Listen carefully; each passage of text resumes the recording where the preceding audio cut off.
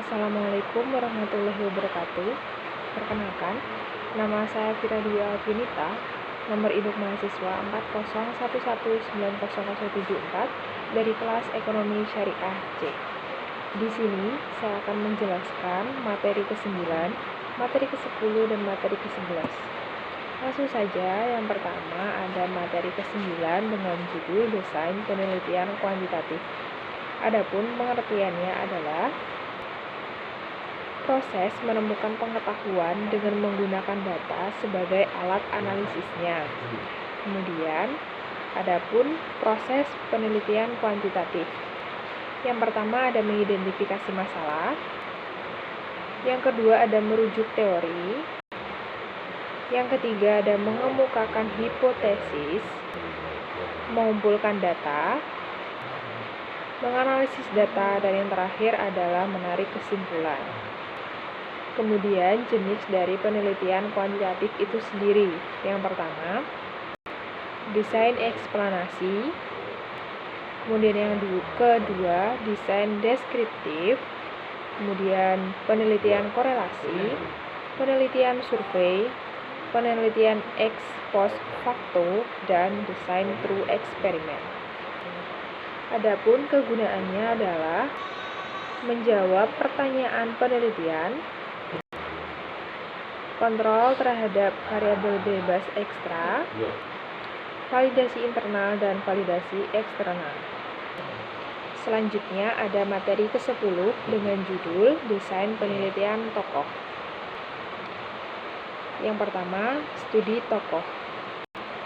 Studi tokoh adalah pengkajian secara sistematis terhadap pemikiran atau gagasan seorang pemikir muslim untuk keseluruhan atau sebagian.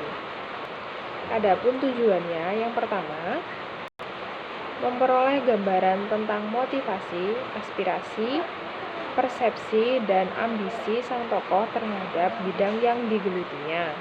Kemudian yang kedua, memperoleh gambaran tentang teknik dan strategi yang digunakan oleh tokoh dalam menganalisis. Kemudian yang ketiga, memperoleh gambaran tentang bentuk-bentuk keberhasilan sang tokoh terkait bidang yang digelutinya. Dan yang terakhir adalah mengambil pembelajaran dari keberhasilan sang tokoh. Adapun kriteria tokoh tersebut, yang pertama, integritas ketokohannya. Kedua, karya-karya monumentalnya.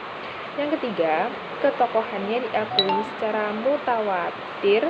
Dan yang terakhir, kontribusi atau pengaruhnya bagi masyarakat. Yang terakhir atau materi ke-11 dengan judul plagiarisme. Adapun pengertian plagiarisme adalah perbuatan secara sengaja atau tidak sengaja untuk memperoleh atau mencoba memperoleh kredit atau nilai untuk suatu karya ilmiah dengan mengutip sebagian atau seluruh karya dan atau karya ilmiah pihak lain yang diakui sebagai sebagian atau seluruh karya atau karya ilmiah pihak lain yang diakui sebagai karya ilmiahnya tanpa menyatakan sumber secara tepat dan memadai. Adapun ruang lingkup dari plagiarisme adalah yang pertama, mengutip kata-kata tanpa menyantumkan sumbernya. 2. Menggunakan gagasan atau pendapat orang lain tanpa menyebutkan asalnya. 3. Menyebutkan data dari orang lain tanpa menyebutkan sumbernya. Mengakui karya, tulisan, atau gagasan orang lain sebagai tulisannya sendiri. 5. Melakukan parafrase tanpa menyebutkan sumbernya. Dan yang terakhir adalah mengumumkan kepada orang-orang bahwa karya ilmiah tersebut adalah miliknya sendiri, padahal itu merupakan karya milik orang lain. Adapun tipe-tipe dari plagiarisme, yang pertama, kata per kata. Yang kedua adalah plagiarisme atas sumbernya. Yang ketiga, plagiarisme kepengarangan, dan yang terakhir adalah plagiarisme. Adapun konsekuensi atas plagiarisme, yang pertama adalah peringatan, kemudian adanya denda atau penjara, kemudian pencabutan hak-hak tertentu, dan juga bisa dikenai dengan ganti rugi secara perdata yang diatur dalam pasal 380 KUHP. Adapun pencegahan agar terhindar dari plagiarisme, yang pertama adalah pengutipan. Pengutipan bisa menggunakan tanda kutip atau menuliskan di daftar pustaka. Kemudian yang kedua, di parafrase.